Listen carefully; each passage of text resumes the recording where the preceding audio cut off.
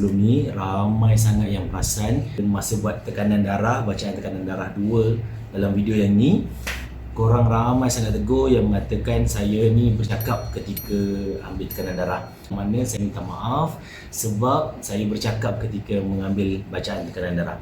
Disebabkan video tu viral, saya nak ceritakan ke anda semua, ini 5 antara sebab kenapa bacaan tekanan darah anda tidak begitu tepat. Yang pertama, tahan kencing. So menahan kencing itu akan menyebabkan tekanan darah anda akan sedikit tinggi.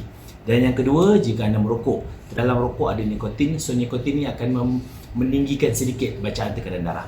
Yang ketiga adalah kedudukan ketika kita mengambil tekanan darah. So anda perasan dekat klinik-klinik macam ni kan, so kita akan letak tangan macam ni. So kedudukan tangan di atas ni adalah kedudukan yang baik dan betul, sebab bila kita gantung akan ada sedikit perbezaan tekanan darah. Dan yang keempat, kopi. Ini kita tahu dalam dia ada kafein yang mana akan meningkatkan sedikit degupan jantung, dan degupan jantung yang tinggi tu akan menyebabkan tekanan darah akan sedikit tinggi.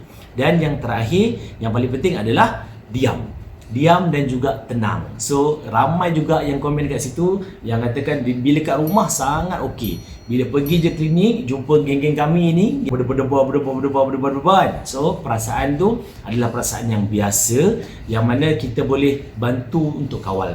Kita kena kawal diri sendiri, kita kena tenang, kita kena relax, jangan fikir yang bukan-bukan, jangan fikir yang terlalu dalam sangat, jangan fikir yang terlalu jauh sangat.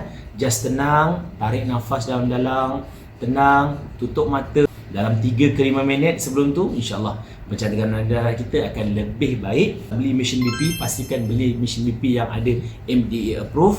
Pastikan korang catat. Catat bacaan tekanan darah tu di rumah dan tunjukkan pada doktor ataupun nurse ataupun pada MA ketika korang buat check up. Okay, so saya doakan semoga semua yang berada di sini sihat sentiasa dan please jaga kesihatan. Okay, itu saja.